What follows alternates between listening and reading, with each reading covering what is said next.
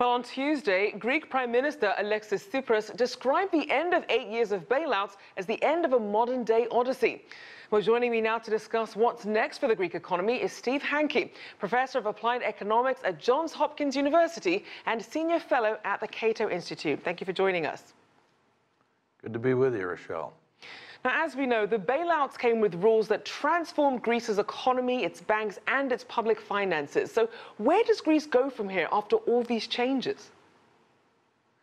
Well, the problem is they really haven't started to change what has to be changed. And that is, if you look at the way the Greek economy is structured, the size of the government is enormous.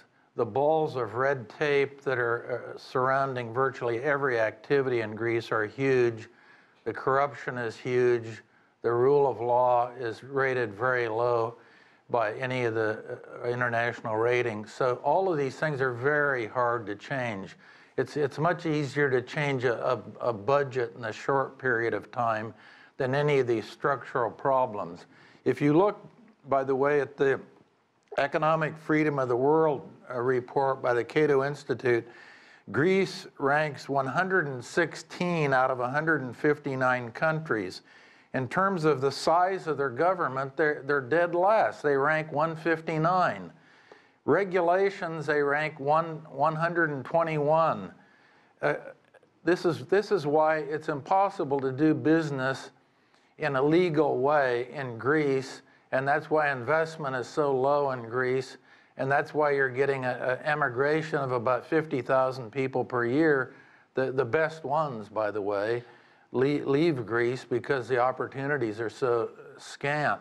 And Steve, to that point, a lot of people are wondering if Greece is going to find itself in the same position again if it doesn't learn the lessons that led up to the crisis in the first place. What's your take?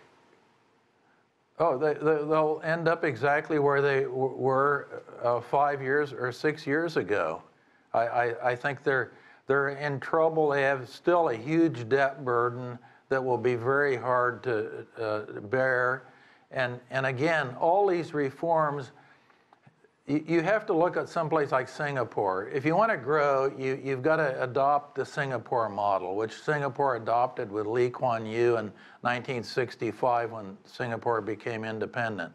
You have to have sound currency. Okay, they have the euro, that's okay.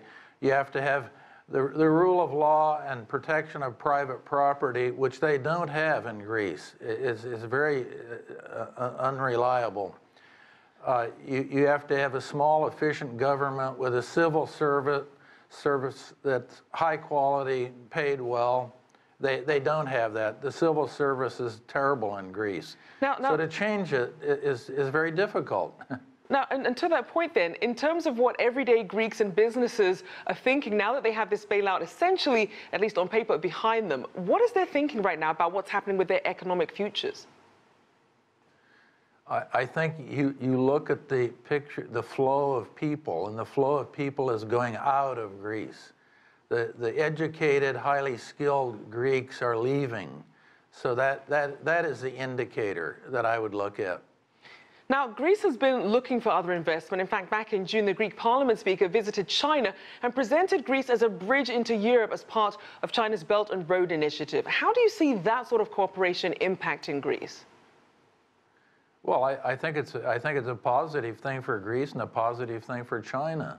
I mean, whenever you have two parties that agree on a transaction, both of them must view it as being positive, otherwise they wouldn't agree to it.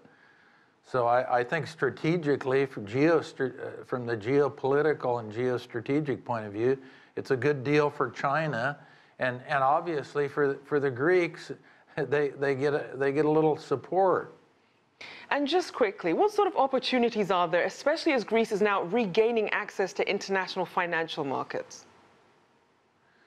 Well, I think this will have very little effect on the small and medium-sized businesses that dominate the scene in Greece. So it really will have very little effect on them. All right, thank you so much, Professor Steve Hanke there of Johns Hopkins University.